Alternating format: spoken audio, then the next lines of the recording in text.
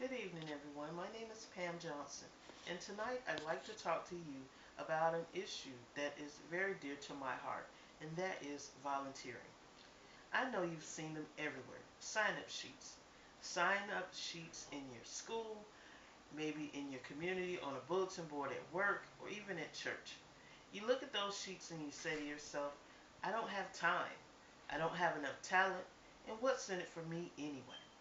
Well, if you will indulge me for a few moments, I'd like to share with you what a difference you can make in your community by just taking a little bit of the time that you do have, the skills that you do have, and sharing them so that you can help strengthen your community.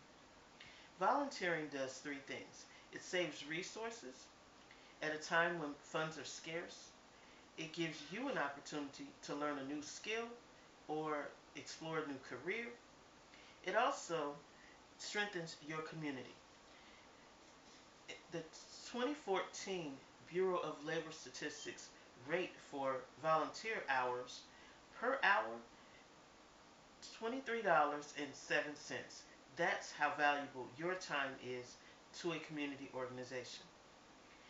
Nonprofit organizations can use your volunteer hours as in-kind services when they write for grants and try to get funding. You think, where are these volunteer opportunities? Like I said, they're in schools, they're in nonprofits, and they're in your churches. People are more likely to volunteer in places where they have used the community service or in places that will benefit someone that they care about. Think of it like this. As adult students, a lot of our time is spent in stressful situations sometimes, or our days are consumed by just our everyday lives. There are one-time volunteer opportunities. If you want to volunteer for a one-time opportunity, look at your local community for maybe a race for a cure. That's something that's sponsored through the Breast Cancer Association. You could volunteer to help with sign-up or any type of admin work on that one day, but you'd be making a difference. You could also impact your community by volunteering at a local charity auction, something of that sort. In schools and nonprofits, they offer various levels of involvement. Think of yourself as helping a child cross the street, being a bus monitor, helping the office assistant. Think of yourself in your church, helping with some type of mission there, helping with feeding the poor, helping the homeless. Without a long-term commitment, sometimes you can go to an agency and explore a new career. I went to Head Start as a parent volunteer and later got hired there as a family services coordinator. And it all started with being a volunteer. If you look around, you can make a difference.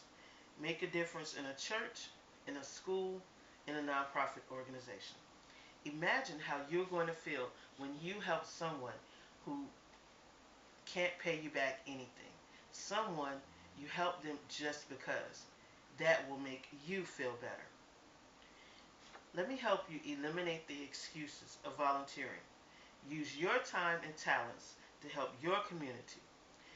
Volunteering only requires two things: your passion and a positive attitude.